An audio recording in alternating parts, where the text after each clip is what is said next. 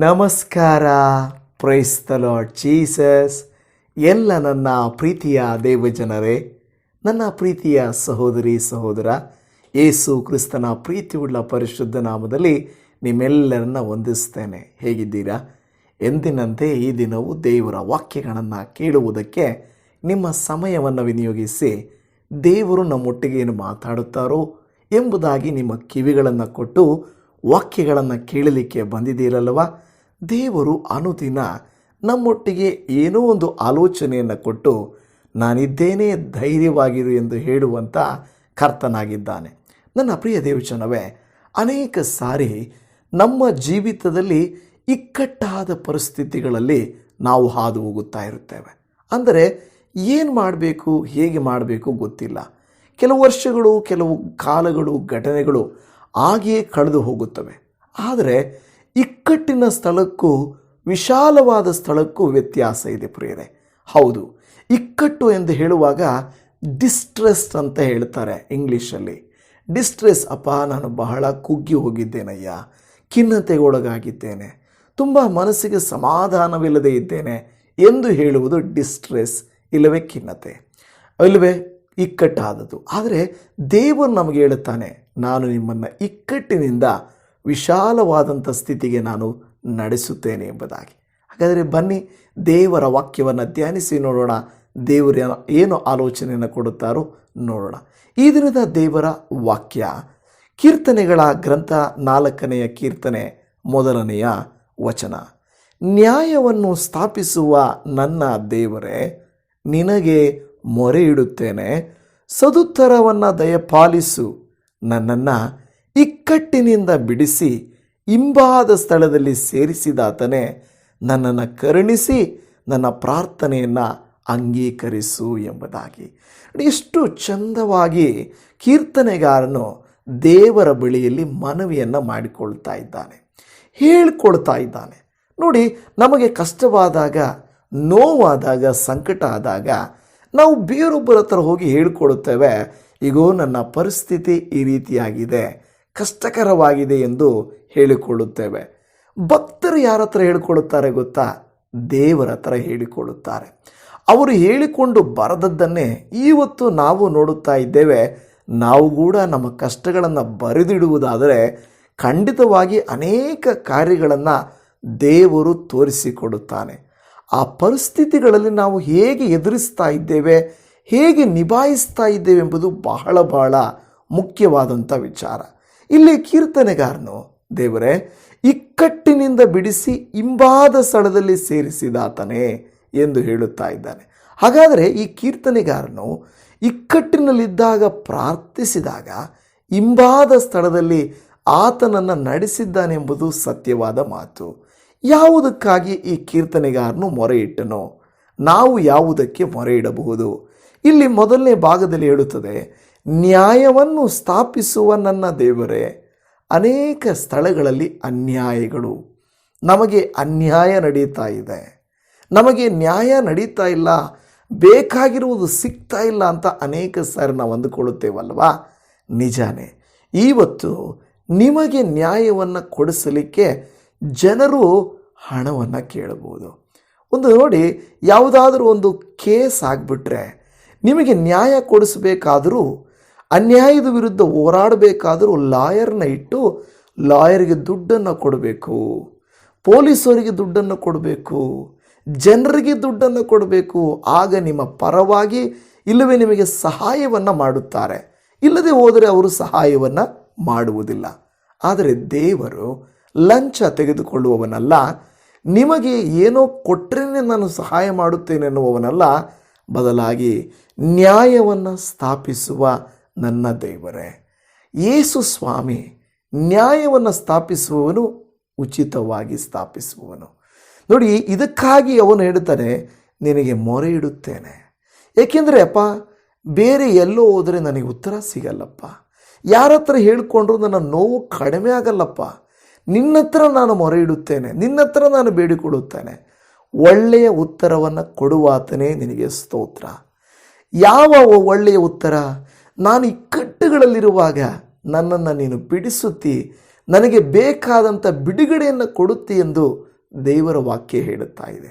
ಪ್ರಿಯ ದೇವಜನವೇ, ಇಸ್ರಾಯೇಲರು 400 ವರ್ಷ ದಾಸತ್ವದಲ್ಲಿ ಇದ್ದರು. ಬಹಳ ಕಷ್ಟಕರವಾದಂಥ ನೋವಿನಲ್ಲಿ ಹಾದು ಹೋಗುತ್ತಾ ಇದ್ದರು. ತಮಗೆ ಬಿಡುಗಡೆನೇ ಇಲ್ವಾ? ನಮಗೆ ಸ್ವಾತಂತ್ರ್ಯನೇ ಇಲ್ವಾ? ನಮಗೆ ಸಮಾಧಾನ ಸಿಕ್ಕೋದಿಲ್ವಾ? ನಮ್ಮ ಜೀವಿತ ಕೂಡ ಬೇರೆಯವ್ರ ರೀತಿ ಇರೋದಿಲ್ವಾ ಅಂತ ಬಾಧೆ ಪಡುತ್ತಾ ಇದ್ದರು, ಇಕ್ಕಟ್ಟಿನಲ್ಲಿ ಇದ್ದರು ಎಂದು ನಾವು ನೋಡುತ್ತಾ ಇದ್ದೇವೆ. ಡಿಸ್ಟ್ರೆಸ್ ಅನ್ನುವ ಪದವನ್ನು ನಾವಲ್ಲಿ ಉಪಯೋಗಿಸುವುದನ್ನು ನಾವು ನೋಡುತ್ತಾ ಇದ್ದೇವೆ. ಆದರೆ ಅಂತಹ ಸಂದರ್ಭದಲ್ಲಿ ಅವರು ದೇವರಿಗೆ ಮೊರೆ ಇಡಲು ದೇವರೇನು ಮಾಡಿದ್ರು ಗೊತ್ತಾ? ಅವರ ಮೊರೆಯನ್ನು ಆಲಿಸಿ ಅವರನ್ನು ಬಿಡಿಸುವುದಕ್ಕಾಗಿ ಒಬ್ಬ ನಾಯಕನನ್ನು ಎಬ್ಬಿಸುತ್ತಾನೆ. ಇವತ್ತು ನಿಮ್ಮನ್ನು ಬಿಡಿಸುವುದಕ್ಕಾಗಿ, ನಮ್ಮ ಪಾಪಗಳಿಂದ ನಮ್ಮನ್ನು ಬಿಡಿಸುವುದಕ್ಕೂ, ರೋಗಗಳಿಂದ ಬಿಡಿಸಲಿಕ್ಕೂ, ಕಷ್ಟಗಳಿಂದ ಬಿಡಿಸಲಿಕ್ಕೂ, ನಮ್ಮ ಪರಿಸ್ಥಿತಿಯನ್ನು ಅರ್ಥ ಮಾಡಿಕೊಳ್ಳಲಿಕ್ಕೂ ಕರ್ತನು ರಕ್ಷಕನೂ ಇದ್ದಾನೆ. ರಕ್ಷಕನಂದ್ರೆ ಏನು ಗೊತ್ತಾ? ಯಾವ ರೀತಿಯಾಗಿ ಯೇಸು ಸ್ವಾಮಿಗೆ ಮತ್ತಾಯ 1:21 ಆತನೇ ತನ್ನ ಜನರನ್ನು ಅವರ ಪಾಪಗಳಿಂದ ಬಿಡಿಸಿ ಕಾಯುವನು, ಬಿಡಿಸುವವನನ್ನು ರಕ್ಷಕ ಎಂದು ಕರೆಯುತ್ತೇವೆ. ಇವತ್ತು ನಮ್ಮನ್ನು ಪಾಪಗಳಿಂದ ಬಿಡಿಸಲಿಕ್ಕೂ, ಶೋಧನೆಗಳಿಂದ ಬಿಡಿಸಲಿಕ್ಕೂ, ಸಂಕಟಗಳಿಂದಲೂ, ಸೈತಾನನ ಮುಷ್ಟಿಯಿಂದಲೂ, ದುಷ್ಟರ ಕೈಗಳಿಂದಲೂ, ಕೆಟ್ಟತನದಿಂದಲೂ ನಮ್ಮನ್ನು ಕಾಪಾಡಲಿಕ್ಕೆ ದೇವರು ಶಕ್ತನಾಗಿದ್ದಾನೆ. ಇವತ್ತು ನಿಮ್ಮನ್ನು ನನ್ನನ್ನು ಬಿಡಿಸುವ ಕರ್ತನು ಇಸ್ರಾಯೇಲರನ್ನ ಹೇಗೆ ಬಿಡಿಸಿದನೋ, ನಿಮ್ಮನ್ನು ನನ್ನನ್ನು ಬಿಡಿಸಲಿಕ್ಕೆ ಆತನು ಶಕ್ತನಾಗಿದ್ದಾನೆ. ಇವತ್ತು ಯಾವ ಸಮಸ್ಯೆಯಿಂದ ನೀವು ದಾಸತ್ವದಲ್ಲಿದ್ದೀರಾ? ಕೆಲವರು ಹೇಳುತ್ತಾರೆ, ಅಯ್ಯ, ನಾನು ಕುಡುಕತನ ಎಂಬ ದಾಸತ್ವದಲ್ಲಿದ್ದೇನೆ, ನಾನು ಅದನ್ನು ಬಿಡಬೇಕು ಅಂದುಕೊಳ್ಳುತ್ತಾ ಇದ್ದರೂ ಬಿಡಲಿಕ್ಕಾಗ್ತಾ ಇಲ್ಲ. ನಿಮಗೆ ಗೊತ್ತಾ, 400 ವರ್ಷ ಭಕ್ತರು ಇಸ್ರಾಯೇಲರು ಏನಾಗಿದ್ದರು ಅಂದರೆ ದಾಸತ್ವದಲ್ಲಿದ್ದರು. ಯಾವಾಗ ಅವರು ಮೊರೆ ಇಟ್ಟರೋ, ಯಾವಾಗ ಅವರು ಬೇಡಿಕೊಂಡರೋ, ಆಗ ದೇವರು ಅವರಿಗೆ ಆ ಸಮಸ್ಯೆಯಿಂದ ಹೊರಗಡೆ ಬರಲಿಕ್ಕೆ ಒಂದು ಮಾರ್ಗವನ್ನು ಉಂಟು ಮಾಡಿದನು. ಯಾರಿಂದಲೂ ಅವರನ್ನು ಬಿಡಿಸಲಿಕ್ಕಾಗದೇ ಇದ್ದಾಗ ಒಬ್ಬ ನಾಯಕನನ್ನು ಮುಂದಕ್ಕೆ ಹಾಕಿ ದೇವರು ಅವರನ್ನು ಅಲ್ಲಿಂದ ಬಿಡಿಸುವ ಮಾರ್ಗವನ್ನು ಮಾಡಿದನು. ದೇವಜನವೇ, ಮಾರ್ಗವೇ ಇಲ್ಲದೆ ಇರುವ ಸ್ಥಳದಲ್ಲಿ ಮಾರ್ಗ ಮಾಡುವ ದೇವರು, ಸಮಸ್ಯೆ ಇರುವಂಥ ನಿಮಗೆ ಒಂದು ಮಾರ್ಗ ಮಾಡಲಿಕ್ಕೆ ದೇವರಿಗೆ ಅಸಾಧ್ಯವಾ? ದೇವರ ಕೈಯಲ್ಲಿ ಸಾಧ್ಯ ಇದೆ. ಆದರೆ ಸಮುದ್ರದಲ್ಲಿ ದಾರಿ ಇಲ್ಲ, ದಾರಿ ಮಾಡುತ್ತಾನೆ. ಎರಿಕೋ ಪಟ್ಟಣದ ಹಾದು ಹೋಗಬೇಕಾದ ದಾರಿ ಇಲ್ಲ, ದಾರಿ ಮಾಡುತ್ತಾನೆ. ನೋಡಿ, ಯೋರ್ದಾನ್ ನದಿಯಲ್ಲಿ ದಾರಿ ಇರಲಿಲ್ಲ, ದಾರಿ ಮಾಡುತ್ತಾನೆ. ಇವತ್ತು ನಿಮ್ಮ ಜೀವಿತಕ್ಕೂ ಕೂಡ ಒಂದು ದಾರಿಯನ್ನು ಮಾಡಲಿಕ್ಕೆ ದೇವರು ಶಕ್ತನಾಗಿದ್ದಾನೆ. ಯಾವ ಅಡೆತಡೆಗಳಿದ್ದರೂ ಕೂಡ ನಾವು ದೇವರಿಗೆ ಮೊರೆಯಿಟ್ಟು ಬೇಡುವುದಾದರೆ ದೇವರು ನಮ್ಮ ಮೊರೆಯನ್ನು ಆಲಿಸುತ್ತಾನೆ, ಸಹಾಯ ಮಾಡುತ್ತಾನೆ. ಈ ಕೀರ್ತನೆ 4:1 ಇಕ್ಕಟ್ಟಿನಿಂದ ಬಿಡಿಸಿ ಇಂಬಾದ ಸ್ಥಳದಲ್ಲಿ ಸೇರಿಸಿದಾತನೇ, ನನ್ನನ್ನು ಕರುಣಿಸಿ ನನ್ನ ಪ್ರಾರ್ಥನೆಯನ್ನು ಅಂಗೀಕರಿಸು. ಇಂಗ್ಲೀಷಲ್ಲಿ ಹೇಳ್ತಾರೆ, answer me when I call, O god of my righteousness, you have given me relief when I was in distress. You have given me relief when I was in distress. ಅಂದರೆ ನಾನು ಇಕ್ಕಟ್ಟಿನಲ್ಲಿದ್ದಾಗ ನೀನು ನನಗೆ ಅದರಿಂದ ವಿಮುಕ್ತಿಯನ್ನು, ಬಿಡುಗಡೆಯನ್ನು, ಅದರಿಂದ ನನಗೇನೆಂದರೆ ನನ್ನನ್ನು ಹೊರಗಡೆ ತಂದಿದ್ದೀಯಾ ಎಂದು ಕೀರ್ತನೆಗಾರನು ಹೇಳುತ್ತಾ ಇದ್ದಾನೆ. ಇದೇ ರೀತಿಯಲ್ಲಿ ಕೀರ್ತನೆಗಾರನು 118ನೇ ಕೀರ್ತನೆಯಲ್ಲಿ 5ನೇ ವಚನದಲ್ಲಿ, ಇಕ್ಕಟ್ಟಿನಲ್ಲಿ ಯೆಹೋವನಿಗೆ ಮೊರೆಯಿಟ್ಟೆನೋ, ಆತನು ಸದುತ್ತರವನ್ನು ದಯಪಾಲಿಸಿ ನನ್ನನ್ನು ವಿಶಾಲ ಸ್ಥಳದಲ್ಲಿ ಇಟ್ಟನು ಎಂದು ಹೇಳುತ್ತಾ ಇದೆ. ಎಂಥ ಮಾತಲ್ವಾ? I called upon the lord in distress. ನಾನು ಇಕ್ಕಟ್ಟಿನಲ್ಲಿದ್ದಾಗ ನಾನು ಆತನಿಗೆ ಕೂಗಿಕೊಂಡೆನೋ. ಇವತ್ತು ದೇವಚನವೇ, ನಾವು ಎಲ್ಲಿಯಾದರೂ ಬಿದ್ದಾಗ, ಕಷ್ಟದಲ್ಲಿ ಇದ್ದಾಗ, ನೊಂದಾಗ, ಸೋತಾಗ ಕರ್ತನಿಗೆ ನಾವು ಅದೇ ಸ್ಥಳದಿಂದ ನಾವು ಕೂಗಿಕೊಳ್ಳುವುದಾದರೆ ಕರ್ತನು ನಮ್ಮನ್ನು ಅಲ್ಲಿಂದ ಬಿಡಿಸಲಿಕ್ಕೆ ಶಕ್ತನ. ಪ್ರಿಯ ದೇವಜನವೇ, ಎಲ್ಲಿದ್ದೀವಿ? ಕೆಲವು ಸಾರಿ ನಾನು ಯಾವಾಗಲೂ ಹೇಳುತ್ತಾ ಇರ್ತೇನೆ, ಬೆಂಕಿಯ ಬೇಗೆಯಲ್ಲಿ ಇದ್ದ ಹಾಗೆ ಅನಿಸುತ್ತದೆ, ಸಿಂಹಗಳ ಮಧ್ಯದಲ್ಲಿದ್ದೀವೇನೋ ಅನಿಸುತ್ತದೆ. ಹೌದು, ಒಂದು ವೇಳೆ ಅತ್ತೆ ಕಾಟ, ಗಂಡನ ಕಾಟ, ಸಾಲಗಾರರ ಕಾಟ, ಸಮಸ್ಯೆಗಳು ಸಿಂಹಗಳಂತೆ ನಮ್ಮ ವಿರುದ್ಧವಾಗಿ ಬಂದಾಗ ಅಲ್ಲಿಂದಲೂ ನಮ್ಮನ್ನು ಬಿಡಿಸಲಿಕ್ಕೆ, ಅಲ್ಲಿಂದ ನಾವು ಕೂಗಿಕೊಳ್ಳುವಾಗಲೂ ದೇವರು ಬಿಡುಗಡೆಯನ್ನು ಕೊಡುತ್ತಾನೆ. ಇಲ್ಲಿ ಗಮನಿಸಬೇಕಾದ ವಿಷಯವೇನೆಂದರೆ, ಯಾವಾಗ ನಾನು ಮೊರೆಯಿಟ್ಟೆನೋ, ಇಕ್ಕಟ್ಟಿನಲ್ಲಿದ್ದಾಗ ನಾನು ಮೊರೆಯಿಟ್ಟನು. ಆತನೇನು ಮಾಡಿದ? ಸದುತ್ತರವನ್ನು ದಯಪಾಲಿಸಿ ನನ್ನನ್ನು ವಿಶಾಲ ಸ್ಥಳದಲ್ಲಿ ಇಟ್ಟನು. ಪೇತ್ರನು ಕೆಲವು ಸಾರಿ ನಾವು ನೋಡುತ್ತೇವೆ, ಪೌಲ ಸೀಲರು ನೋಡುತ್ತೇವೆ, ಜೈಲಲ್ಲಿದ್ದರು, ಆದರೆ ದೇವರು ಅವರನ್ನು ಹೊರಗಡೆ ಕರ್ಕೊಂಡು ಬಂದರು. ಇವತ್ತು ದೇವಜನವೇ, ಜೈಲು ಎಂದರೆ ಇಕ್ಕಟ್ಟಿನ ಸ್ಥಳ, ಸಾಲ ಎಂದರೆ ಇಕ್ಕಟ್ಟು, ಆಸ್ಪತ್ರೆ ಎಂದರೆ ಇಕ್ಕಟ್ಟು. ಕೆಲವು ಸಾರಿ ಶತ್ರುಗಳ ಮಧ್ಯ ಇರ್ತೀವಿ. ಆ ಮನೆ ಹತ್ರ, ಆ ಜಾಗದ ಹತ್ರ ಕೆಲವು ಸಾರಿ ಪ್ರತಿದಿನ ನಮಗೆ ಯಾವಾಗಲೂ ಕಿರಿಕಿರಿನೇ. ಪ್ರಾರ್ಥನೆ ಮಾಡಿರಿ, ದೇವರೇ ಇವರ ಕೈಯಿಂದ, ಈ ಕಿರಿಕಿರಿಯಿಂದ ನನ್ನನ್ನು ಬಿಡಿಸಪ್ಪ, ನನಗೆ ಸಮಾಧಾನ ಕೊಡಪ್ಪ, ನನ್ನನ್ನು ಈ ಉಸಿರು ಕಟ್ಟಿದ ಸ್ಥಿತಿಯಿಂದ ನನ್ನನ್ನು ಬಿಡಿಸಯ್ಯ ಎಂದರೆ ದೇವರು ನಿಮ್ಮನ್ನು ಇಕ್ಕಟ್ಟಿನ ಸ್ಥಳದಿಂದ ವಿಶಾಲವಾದ ಸ್ಥಳಕ್ಕೆ ದೇವರು ನಡೆಸಲಿಕ್ಕೆ ಶಕ್ತನೇ ಎಂಬುದನ್ನು ದೇವರ ವಾಕ್ಯವು ಹೇಳುತ್ತಾ ಇದೆ. ದೇವಜನವೇ, ಪ್ರತಿದಿನ ಯಾಕೆ ನಮ್ಮೊಟ್ಟಿಗೆ ದೇವರಿಗೆ ಮಾತಾಡುತ್ತದೆ? ಯಾಕೆಂದರೆ ದೇವರು ನಿಮ್ಮನ್ನು ಪ್ರೀತಿಸಿ ಪ್ರತಿದಿನ ಆ ಸಮಸ್ಯೆಯನ್ನು, ಕುಟುಂಬವನ್ನು, ನಿಮ್ಮ ಜೀವಿತವನ್ನು, ಮುಪ್ಪನ್ನು ನೀವು ಧೈರ್ಯವಾಗಿ ಎದುರಿಸಬೇಕು, ಅದನ್ನು ಜಯಿಸಬೇಕು ಎನ್ನುವುದಕ್ಕಾಗಿ ಮಾತ್ರವೇ ಪ್ರತಿದಿನವೂ ದೇವರು ಯಾವುದೋ ಒಂದು ರೂಪದಲ್ಲಿ ನಿಮ್ಮನ್ನು ಬಲಪಡಿಸುತ್ತಾ ಇರ್ತಾನೆ. ಪ್ರತಿ ಕ್ಷಣ ನಮಗೆ ನೋವು, ಪ್ರತಿ ಕ್ಷಣ ನಮಗೆ ಅದೇ ಆಲೋಚನೆ, ಪ್ರತಿ ಕ್ಷಣವೂ ಏನೋ ಒಂದು ಜಿಗುಪ್ಸೆಯಲ್ಲಿ ಕಾಡ್ತಾ ಇರುವಾಗ ದೇವರು ತನ್ನ ವಾಕ್ಯದ ಮೂಲಕವಾಗಿ ತಾನೇ ನಮ್ಮನ್ನು ಆಧರಿಸುತ್ತಾನೆ.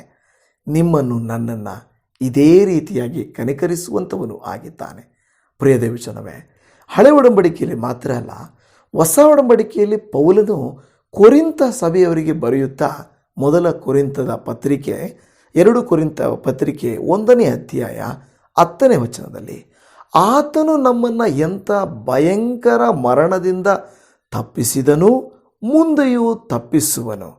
ನೀವು ನಮಗೋಸ್ಕರ ಪ್ರಾರ್ಥನೆ ಮಾಡುವವರಾಗಿ ಸಹಕಾರಿಗಳಾಗಿರುವುದರಿಂದ ಆತನು ಇನ್ನು ಮೇಲೆಯೂ ತಪ್ಪಿಸುವೆನೆಂದು ಆತನನ್ನು ನಿರೀಕ್ಷೆ ಇಟ್ಟವರಾಗಿದ್ದೇವೆ. ಹೀಗೆ ಅನೇಕರ ವಿಜ್ಞಾಪನೆಗಳಿಂದ ನಮಗೆ ದೊರಕುವ ಉಪಕಾರಕ್ಕಾಗಿ ನಮ್ಮ ನಿಮಿತ್ತ ಅನೇಕರಿಗೆ ದೇವರಿಗೆ ಕೃತಜ್ಞತಾ ಸ್ತುತಿ ಉಂಟಾಗುವುದು ಎಂಬುದಾಗಿ ಇಲ್ಲಿ ಹೇಳುತ್ತಿರುವುದು. ಪೌಲನು ಹೇಳ್ತಾ ಇದ್ದಾನೆಂದರೆ, ನಮ್ಮನ್ನು ದೇವರು ಎಂಥ ಭಯಂಕರ ಮರಣದಿಂದ ತಪ್ಪಿಸಿದನು. ಅಲ್ಲಿ ನಾವು ನೋಡುತ್ತಾ ಇದ್ದೇವೆ, ಇಕ್ಕಟ್ಟಿನಿಂದ ಬಿಡಿಸಿದನು, ಇಲ್ಲಿ ಮರಣದಿಂದ ನಮ್ಮನ್ನು ಬಿಡಿಸಿದನು. ಪ್ರಿಯ ದೇವಜನವೇ, ಕ್ಷಣ ಮಾತ್ರದಲ್ಲಿ ಆಕ್ಸಿಡೆಂಟ್ಗಳು, ಕ್ಷಣ ಮಾತ್ರದಲ್ಲಿ ಮೋಸ ಹೋಗ್ತಾ ಇದ್ದಾರೆ, ಕ್ಷಣ ಮಾತ್ರಗಳಲ್ಲಿ ಜೀವಿತಗಳು ತಾರುಮಾರಾಗ್ತಾ ಇದ್ದಾವೆ. ಚೆನ್ನಾಗಿ ಬೆಳೆದಂಥವರು ಬೇಗನೆ ಬಿದ್ದು ಹೋಗ್ತಾ ಇದ್ದಾರೆ. ಖಂಡಿತ ಜೀವನ ಯಾರ ಕೈಯಲ್ಲಿ, ಯಾವ ಊರಲ್ಲಿ ಹೋಗಿ ಏನಾಗ್ತದೋ ನಮಗೆ ಗೊತ್ತಾಗಲ್ಲ. ಆದರೆ ದೇವರ ವಾಕ್ಯ ಹೇಳುತ್ತದೆ, ನಮ್ಮನ್ನು ಭಯಂಕರ ಮರಣದಿಂದ ತಪ್ಪಿಸಿದಾನೆ ಆಲ್ರೆಡಿ, ಮುಂದೆಯೂ ಕೂಡ ತಪ್ಪಿಸುವನು ಎಂದು ಹೇಳುತ್ತಾ ಇದ್ದಾನೆ. ಆಮೇಲೆ ಹೇಳುತ್ತದೆ, ಆತನು ಇನ್ನು ಮೇಲೆಯೂ ತಪ್ಪಿಸುವನೆಂದು ಆತನಲ್ಲಿ ನಿರೀಕ್ಷೆ ಇಟ್ಟವರಾಗಿದ್ದೇವೆ. ತಪ್ಪಿಸಿದ್ದಾನೆ, ತಪ್ಪಿಸುತ್ತಾನೆ, ಮುಂದೆಯೂ ಕೂಡ ಆತನು ತಪ್ಪಿಸುತ್ತಾನೆ ಎಂದು ನಿರೀಕ್ಷೆ ಇಟ್ಟವರಾಗಿದ್ದೇವೆ. ಹೌದು ನನ್ನ ಪ್ರಿಯರೇ, ನಾವು ನಂಬಿರುವ ದೇವರು ಸತ್ಯ ದೇವರು. ಆತನು ವರ್ತಮಾನ, ಭೂತ, ಭವಿಷ್ಯತ್ ಕಾಲಗಳಲ್ಲಿ ಕೂಡ ಏಕ ರೀತಿಯಲ್ಲಿ ಇರುವಾತನೂ ಆಗಿದ್ದಾನೆ. ಹೌದು, ನಿಮ್ಮನ್ನು, ನನ್ನನ್ನು, ನಮ್ಮ ದಣಿಗಳ, ನಮ್ಮನ್ನು ದಾಸತ್ವದಿಂದ, ಶತ್ರುಗಳಿಂದ, ಕಷ್ಟಗಳಿಂದ ಬಿಡಿಸಲಿಕ್ಕೆ ಆತನು ಶಕ್ತನು. ನಾವು ಏನು ಮಾಡಬೇಕು? ಮೊರೆ ಇಡುವವರಾಗಿರಬೇಕು. ಯಾವಾಗ ನಾವು ಆತನಿಗೆ ಮೊರೆ ಇಡುತ್ತೇವೋ ನಮ್ಮ ಮೊರೆಗಳನ್ನು ಆತನು ಲಾಲಿಸುತ್ತಾನೆ, ನಮ್ಮನ್ನು ಸಂಕಟಗಳಿಂದ ಬಿಡಿಸುತ್ತಾನೆ. ಅನ್ನಳು ತಾನು ಏನಾಗಿದ್ದೇನೆ? ಬಂಜೆಯಾಗಿದ್ದೇನೆ, ಈ ಬಂಜೆತನದಿಂದ ನನ್ನನ್ನು ಬಿಡಿಸಯ್ಯ ಎಂದು ಬೇಡಿಕೊಳ್ಳುತ್ತಾಳೆ. ಪ್ರಿಯ ದೇವಜನವೇ, ಬಂಜೆತನದಿಂದ ಆಕೆಯನ್ನು ಬಿಡಿಸುತ್ತಾನೆ. ಹೌದಲ್ವ? ನೋಡಿ, ಹೀಗೆ ಮರಣದಿಂದಲೂ ರೋಗದಿಂದಲೂ ಬಿಡಿಸಲಿಕ್ಕೆ ಶಕ್ತನು. ಅನೇಕರು ಯೇಸು ಕ್ರಿಸ್ತನ ಬಳಿಗೆ ಬಂದು, ಸ್ವಾಮಿ, ಈ ಒಂದು ರೋಗ ಬಹಳ ಕಠಿಣವಾಗಿದೆ, ನನ್ನನ್ನು ಇದರಿಂದ ಬಿಡಿಸುವವರು ಯಾರೂ ಇಲ್ಲ. 38 ವರ್ಷದಿಂದ ಕೊಳದ ಬಳಿಯಲ್ಲಿ ಬಿದ್ದವನು, ಆ ರೋಗಕ್ಕೆ ತುತ್ತಾಗಿ ಬಿಡುಗಡೆ ಇಲ್ಲದೆ ಇದ್ದನು. ಅವನಿಗೆ ಸಹಾಯ ಮಾಡೋರು ಯಾರೂ ಇರಲಿಲ್ಲ. ಆತನು ಹೇಳುತ್ತಾನೆ, ಸ್ವಾಮಿ, ನೀರು ಉಕ್ಕುವಾಗ ನನ್ನನ್ನು ಅದರೊಳಗಡೆ ಇಳಿಸುವವರು ಕೂಡ ಒಬ್ಬರೂ ಇಲ್ಲ. ನನಗಿಂತ ಮುಂಚಿತವಾಗಿ ಯಾರೂ ಹೋಗಿ ಬಿದ್ದು ಬಿಡ್ತಾರೆ. ಅಂದರೆ ಅವನಿಗೆ ಅಸಹಾಯಕ ಸ್ಥಿತಿ, ಅವನಿಗೆ ಉಪಕಾರ ಮಾಡುವವರು ಯಾರೂ ಇಲ್ಲ. ಆದರೆ ದೇವರು ಅದನ್ನು ಅರಿತು ಯೇಸು ಸ್ವಾಮಿ ಏನು ಮಾಡ್ತಾನೆ, ಆತನ ಬಳಿಗೆ ಹೋಗಿ, ನಿನಗೆ ಸಹಾಯ ಸಿಗದೆ ತುಂಬ ವರ್ಷ ಆಯ್ತಲ್ವಾ, ಈ ರೀತಿ ನಿನಗಾಗಿ ತುಂಬ ವರ್ಷ ಆಯ್ತಲ್ವಾ? ಹೌದು ಸ್ವಾಮಿ. ಎಷ್ಟೋ ಜನರು 12 ವರ್ಷದ ರಕ್ತಕುಸುಮ ರೋಗಿ, ಕೆಲವು ಕುಷ್ಠರೋಗಿಗಳು, ಕೆಲವು ವಯಸ್ಸಾದವರು, ಗೂನು ಬಿದ್ದವಳು, ಇವರೆಲ್ಲರೂ ಯೇಸುವಿನ ಬಳಿಗೆ ಬಂದು ಬಿಡುಗಡೆಯನ್ನು ಹೊಂದಿದರು. ಇವತ್ತು ನಿಮ್ಮನ್ನು ಬಿಡುಗಡೆಗೊಳಿಸಿದ್ದಾರೆ, ಬಿಡುಗಡೆಗೊಳಿಸುವನು. ಮುಂದೆಯೂ ಕೂಡ ನಿಮ್ಮನ್ನು ಬಿಡುಗಡೆಗೊಳಿಸಲಿಕ್ಕೂ ನಿಮ್ಮ ಜೊತೆಯಲ್ಲಿರಲಿಕ್ಕೂ ಆತನು ಶಕ್ತನಾದ ದೇವರಾಗಿದ್ದಾನೆ. ಈ ವಾಕ್ಯವನ್ನು ಆಲಿಸುತ್ತಿರುವಂಥ ನನ್ನ ಪ್ರೀತಿಯ ದೇವಜನವೇ, ನಿಮ್ಮ ಮೇಲೆ, ನನ್ನ ಮೇಲೆ ಆತನು ಕನಿಕರ ಇಟ್ಟಿದ್ದಾನೆ. ಒಂದು ವಾಕ್ಯದಲ್ಲಿ ಕೀರ್ತನೆಗಾರನು 25ನೇ ಕೀರ್ತನೆ 16, 17, 18ರಲ್ಲಿ, ನಾನು ಒಬ್ಬಂಟಿಗನು, ಬಾಧೆ ಪಡುವವನು ಆಗಿದ್ದೇನೆ. ನೀನು ಕಟಾಕ್ಷವಿಟ್ಟು ನನ್ನನ್ನು ಕರುಣಿಸು, ನನ್ನ ಮನೋವ್ಯಥೆಗಳನ್ನು ನಿವಾರಿಸು, ಸಂಕಟಗಳಿಂದ ನನ್ನನ್ನು ಬಿಡಿಸು. ನಾನು ಕುಗ್ಗಿರುವುದನ್ನು, ಕಷ್ಟಪಡುವುದನ್ನು ನೋಡಿ ನನ್ನ ಎಲ್ಲ ಪಾಪಗಳನ್ನು ಪರಿಹರಿಸು ಎಂದು ಬೇಡಿಕೊಳ್ಳುತ್ತಾ ಇದ್ದಾನೆ. ಇಲ್ಲಿ ನಾನು ಕುಗ್ಗಿರುವುದನ್ನು, ಕಷ್ಟಪಡುವುದನ್ನು ನೋಡಿ ಎಂದು ಹೇಳ್ತಾ ಇದ್ದಾನೆ.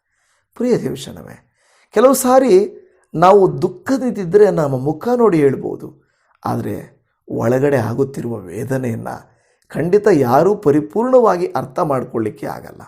ಬೀದಿಗಳಲ್ಲಿ ಹೋಗುವಾಗ ಎಷ್ಟೋ ಜನ ದುಃಖದಿಂದ ಕೂತಿರ್ತಾರೆ. ಎಷ್ಟೋ ಜನ ಕುಟುಂಬಗಳಲ್ಲಿ ನೊಂದು ಗಾಡಿಗಳಲ್ಲಿ ಹೋಗ್ತಾ ಇರ್ತಾರೆ. ಅವರ ಜೀವಿತದಲ್ಲಿ ಸಮಾಧಾನ ಇಲ್ಲ, ಎಲ್ಲ ಯಾಂತ್ರಿಕವಾಗ್ತದೆ. ಅಂದರೆ ಮೆಕ್ಯಾನಿಕ್. ಏನು, ಬೆಳಗ್ಗೆ ಎದ್ದು ಆಫೀಸ್ಗೆ ಹೋಗು, ಮನೆಗೆ ಬಂದು ತಿಂದು ಊಟ ಮಾಡು, ಮಲಕೋ. ಕೆಲವು ಸಾರಿ ರಜಾ, ಯಾವುದು ಅಲ್ಲಿ ಇಲ್ಲಿ ಹೋಗು. ಇದೇ ಜೀವನ ಆಗೋಗಿ ಹೋಗ್ತಾ ಇರ್ತದೆ. ಕುಗ್ಗಿ ಹೋಗಿರ್ತಾರೆ. ಯಾವಾಗಲೂ ಯಾರನ್ನಾದರೂ ಮಾತಾಡಿದರೆ ಚೆನ್ನಾಗಿದ್ದೀರಾ, ಚೆನ್ನಾಗಿದ್ದೀವಿ ಅಂತಾರೆ. ಆದರೆ ಆಳವಾಗಿ ಅವರನ್ನ ಮಾತಾಡಿಸುವಾಗ ಅವರ ಜೀವಿತದಲ್ಲಿರುವ ಕಹಿ, ಅವರ ಜೀವಿತದಲ್ಲಿರುವ ಕಷ್ಟ ನಮಗೆ ಅರ್ಥ ಆಗ್ತದೆ. ಈ ವಾಕ್ಯವನ್ನು ಧ್ಯಾನಿಸುತ್ತಿರುವ ಪ್ರಿಯ ದೇವಜನವೇ, ನಮಗಾದರೂ ಹೇಳಿಕೊಡಲಿಕ್ಕೆ ಸ್ವಾಮಿ ಇದ್ದಾರೆ.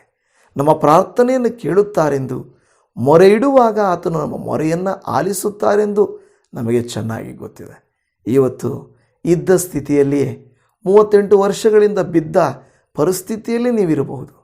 400 ವರ್ಷ ಇಸ್ರಾಯೇಲ್ಯರು ಬಾಧೆಪಟ್ಟಂತೆ ನಾವು ಕೂಡ ಬಾಧೆಪಡುತ್ತಾ ಇರಬಹುದು.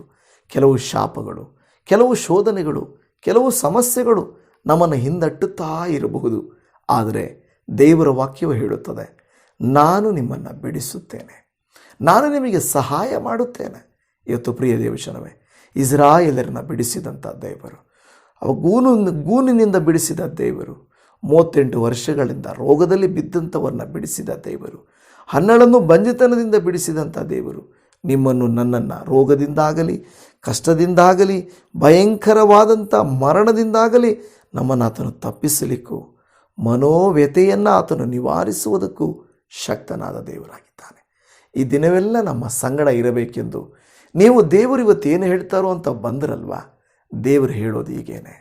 ಪ್ರಿಯರೇ, ನಿಮಗೆ ದೇವರು ಸಂತೋಷ ಕೊಟ್ಟಿದ್ದರೆ ದೇವರಿಗೆ ಸ್ತೋತ್ರ, ಆರೋಗ್ಯ ಕೊಟ್ಟಿದ್ದರೆ ದೇವರಿಗೆ ಸ್ತೋತ್ರ, ಮಕ್ಕಳ ಜೀವನ ಸರಿಯಾಗಿದ್ದರೆ ದೇವರಿಗೆ ಸ್ತೋತ್ರ, ಯಜಮಾನರೆಲ್ಲ ಚೆನ್ನಾಗಿದ್ದರೆ ದೇವರಿಗೆ ಸ್ತೋತ್ರ, ಹೆಂಡತಿ ಮಕ್ಕಳು ಸಹೋದರ ಸಹೋದರಿ ಎಲ್ಲ ಚೆನ್ನಾಗಿ ನಡೀತಾ ಇದೆಯಾ, ದೇವರಿಗೆ ಸ್ತೋತ್ರ ಮಾಡೋಣ.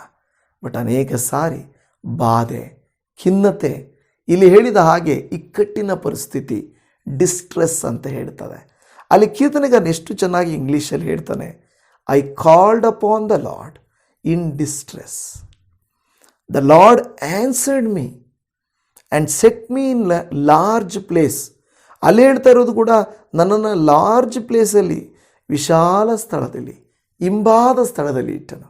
ಇವತ್ತು ನಿಮ್ಮಲ್ಲಿ ಯಾರಾದರೂ ಇಕ್ಕಟ್ಟಿನಲ್ಲಿದ್ದೀರಾ, ನೊಂದಿದ್ದೀರಾ, ಸೋತು ಹೋಗಿದ್ದೀರಾ? ಹಾಗಾದರೆ ಸ್ವಾಮಿ ಇದ್ದಾರೆ. ಇದೇ ಒಳ್ಳೆಯ ಸಮಯ, ಇದೇ ಒಂದು ಒಳ್ಳೆಯ ದಿನ. ಕರ್ತನಲ್ಲಿ ಬಂದು ನಾವು ಮೊರೆ ಇಡೋಣವಾ, ಕರ್ತನಲ್ಲಿ ಬೇಡೋಣವಾ, ಸ್ತೋತ್ರ ಮಾಡೋಣವಾ, ಪ್ರಾರ್ಥಿಸೋಣ. ಪ್ರೀತಿಯ ಪರಮ ತಂದೆಯಾದ ದೇವರೇ, ಅಪ್ಪ, ಭಕ್ತರೆಲ್ಲರೂ ಇಕ್ಕಟ್ಟುಗಳಲ್ಲಿ ಮೊರೆ ಇಟ್ಟರಪ್ಪ. ಅವರನ್ನು ಹಿಂಬಾದ ಸ್ಥಳದಲ್ಲಿ ಸೇರಿಸಿದಿರಿ. ಭಯದಲ್ಲಿ ಮೊರೆ ಇಟ್ಟರಪ್ಪ, ಬಿಡಿಸಿದಿರಿ. ಅಪ್ಪ, ಬೆಂಕಿಯಿಂದಲೂ, ಸಿಂಹಗಳ ಬೋನಿನಿಂದಲೂ, ಶತ್ರುಗಳ ಮಧ್ಯದಿಂದಲೂ, ದೇವರ ಕೆಂಪು ಸಮುದ್ರದ ಬಳಿಯಿಂದಲೂ ಅನೇಕ ದೇವರೇ ಭಕ್ತರು, ಹೊಸ ಒಡಂಬಡಿಕೆಯ ಸಭಿಕರು ಮೊರೆ ಇಟ್ಟರು. ಅವರ ಮೊರೆಯನ್ನು ಕೇಳಿ ನಿನ್ನ ಭಕ್ತರನ್ನು ನೀನು ಬಿಡಿಸಿಕೊಟ್ಟೆ ಸ್ವಾಮಿ. ಯೇಸುವೇ, ಹಾಗಾದರೆ ಬೈಬಲಲ್ಲಿ ಹೇಳಿರುವಂಥ ಅಷ್ಟೂ ಜಾಗಗಳಲ್ಲಿ ಬಿಡಿಸಿದಂಥ ನಿನ್ನ ವಾಕ್ಯ ಹೇಳುತ್ತದೆ, ನೀವು ನಮ್ಮನ್ನು ತಪ್ಪಿಸಿದ್ದೀರಿ, ತಪ್ಪಿಸುವಿರಿ, ಇನ್ನು ಮುಂದೆಯೂ ತಪ್ಪಿಸುವಿರಿ. ಈಗಾಗಲೇ ನಮ್ಮನ್ನು ಮರಣಕರದ ವ್ಯಾಧಿಗಳಿಂದ ಬಿಡಿಸಿದ್ದೀರಿ, ಈಗಲೂ ಬಿಡಿಸುತ್ತೀರಿ, ಇನ್ನು ಮುಂದೆಯೂ ನಮ್ಮನ್ನು ಬಿಡಿಸುತ್ತೀರಿ ಎಂದು ನಾವು ನೋಡುತ್ತಾ ಇದ್ದೇವೆ. ಅನೇಕರನ್ನ ಸಾಲಗಳಿಂದ ಬಿಡುಗಡೆ ಮಾಡಿದ್ದೀರಿ, ಈಗಲೂ ಮಾಡ್ತಾ ಇದ್ದೀರಿ, ಇನ್ನು ಮುಂದೆಯೂ ಮಾಡ್ತಾ ಇದ್ದೀರಿ. ಇವತ್ತು ಯಾರು ಅಪ್ಪ ದೇವರೇ ನನ್ನನ್ನು ಇಕ್ಕಟ್ಟಿನಿಂದ ಬಿಡಿಸಿಬಿಟ್ಟು ಹಿಂಬಾದ ಸ್ಥಳದಲ್ಲಿ ಸೇರಿಸಪ್ಪ ಎಂದು ಬೇಡುತ್ತಾ ಇದ್ದಾರೋ ಅವರನ್ನ ಕರುಣಿಸಿರಿ. ಒಂದಲ್ಲ ಒಂದು ಸಮಸ್ಯೆಯಿಂದ ಬಾಧೆ ಪಡ್ತಾ ಇದ್ದೇವೆ, ಒಂದಲ್ಲ ಒಂದು ವಿಚಾರದಿಂದ ನೋವು ಪಡ್ತಾ ಇದ್ದೇವೆ. ಎಲ್ಲವೂ ಸರಿಯಿದೆ ಅನ್ನುವಾಗ ಯಾವುದೋ ಒಂದು ವಿಚಾರ ನಮ್ಮನ್ನು ನೋವುಪಡಿಸುತ್ತದೆ. ಈ ವಾಕ್ಯವನ್ನು ಆಲಿಸಿ ಪ್ರಾರ್ಥಿಸಿ ನಿಮ್ಮಲ್ಲಿ ಭರವಸೆ ಇಟ್ಟು ನಂಬಿಕೆ ಇಟ್ಟು ಮುಂದಕ್ಕೆ ಸಾಗಿ ಹೋಗುವಾಗ ನೀವೇ ಜಯ ಕೊಡಬೇಕೆಂದು ಬೇಡಿಕೊಳ್ಳುತ್ತಾ ಇದ್ದೇವೆ, ಬಿಡುಗಡೆ ಕೊಡಬೇಕೆಂದು ಬೇಡಿಕೊಳ್ಳುತ್ತಾ ಇದ್ದೇವೆ. ಭಕ್ತರನ್ನು ದಾಸತ್ವದಿಂದ ಬಿಡಿಸಿದ ಹಾಗೆ ನಮ್ಮನ್ನು ಕೂಡ ಕೆಲವು ವ್ಯಕ್ತಿಗಳ ದಾಸತ್ವದಿಂದಲೂ, ಕುಡುಕತನ ಎಂಬ ದಾಸತ್ವ, ಕೆಟ್ಟತನ, ಅನೈತಿಕತೆ, ಅಪಾದೇವರೇ ಅನೇಕರು ಅನೇಕ ವಿಧವಾದಂಥ ಕಾರ್ಯಗಳಲ್ಲಿ ಮಗ್ನರಾಗಿ ಹೋಗುತ್ತಾ ಇದ್ದಾರೆ. ನಜರೇತಿನ ಯೇಸು ಕ್ರಿಸ್ತನ ಪ್ರೀತಿಯುಳ್ಳ ನಾಮದಲ್ಲಿ ಅವರೆಲ್ಲರನ್ನು ಸ್ಪರ್ಶಿಸು ಎಂದು ಬೇಡಿಕೊಳ್ಳುತ್ತಾ ಇದ್ದೇವೆ. ನೀನು ತಾನೇ ಆರೋಗ್ಯವನ್ನು ಕೊಡಪ್ಪ, ಇವರ ಮನೆಯಲ್ಲಿ ಸಮಾಧಾನ ಕೊಡು, ಇವರು ನಡೆಯುವಾಗ ದೇವದೂತರ ಪ್ರಸನ್ನತೆ ಇವರ ಸಂಗಡನಿರಲಿ ಅಪ್ಪ. ಯಾವ ಕೇಡು ಇವರ ಗುಡಾರದ ಬಳಿಗೆ ಬಾರದ ಹಾಗೆ ನೀನು ರೆಕ್ಕೆಗಳ ಮರೆಯಲ್ಲಿ ಇವರನ್ನು ಸುರಕ್ಷಿತವಾಗಿಟ್ಟು ಕಾದು ಕಾಪಾಡು ದೇವರೇ. ಯಾರ ಜೀವಿತ ತುಂಬ ಕಷ್ಟಕರವಾಗಿದೆಯೋ, ಹೇಗೆ ನೀವು 38 ವರ್ಷದವನ ಬಳಿಗೆ ಹೋಗಿ ಅವನನ್ನು ಕೈ ಹಿಡಿದು ಮೇಲಕ್ಕೆತ್ತಿ ನೀನು ಮಾಸಿಗೆಯನ್ನು ಹೊತ್ತುಕೊಂಡು ನಡಿ ಎಂದು ಹೇಳಿದೆಯೋ, ಅದೇ ರೀತಿಯಲ್ಲಿ ಇವರ ಬಳಿಗೆ ನಡೆದು ಇವರ ಕಷ್ಟವನ್ನು ವಿಚಾರಿಸಿ ಇವರ ಪರಿಸ್ಥಿತಿಗಳನ್ನು ಮಾರ್ಪಡಿಸಿ ಇವರಿಗೆ ಸಮಾಧಾನವನ್ನು ಏರ್ಪಡಿಸಿ ಕೊಡಬೇಕೆಂದು ಪ್ರಾರ್ಥನೆ ಮಾಡ್ತಾ ಇದ್ದೇವೆ. ಖಂಡಿತ ಈ ಪ್ರಾರ್ಥನೆಯನ್ನು ಕೇಳಿ ಸುದುತ್ತರವನ್ನು ಕೊಟ್ಟು ಈ ದಿನವೆಲ್ಲ ನಮ್ಮ ಜೀವಿತದಲ್ಲಿ ಉತ್ತಮವಾದದ್ದನ್ನು ಮೇಲಾದ ಕಾರ್ಯಗಳಿಂದ ತುಂಬಿಸಿ ನಡೆಸಬೇಕಾಗಿ ನಮ್ಮನ್ನು ನಮ್ಮ ಕರ್ತನು ರಕ್ಷಕನು ಒಡೆಯನು ಕ್ರಿಸ್ತನಾದಂಥ ನಜರೇತಿನ ಯೇಸುವಿನ ನಾಮದಲ್ಲಿ ಒಪ್ಪಿಸಿ ಬೇಡಿದ್ದೇವೆ ತಂದೆಯೇ. ಆಮೇನ್, ಆಮೇನ್. ನನ್ನ ಪ್ರೀತಿಯ ದೇವಜನವೇ, ನಿಮ್ಮೆಲ್ಲರಿಗೂ ಧನ್ಯವಾದಗಳು. ದೇವರು ನಿಮ್ಮೊಟ್ಟಿಗಿದ್ದು ನಿಮ್ಮನ್ನು ಅನುಗ್ರಹಿಸಲಿ, ಆಶೀರ್ವದಿಸಲಿ. Shalom. Praise the Lord Jesus.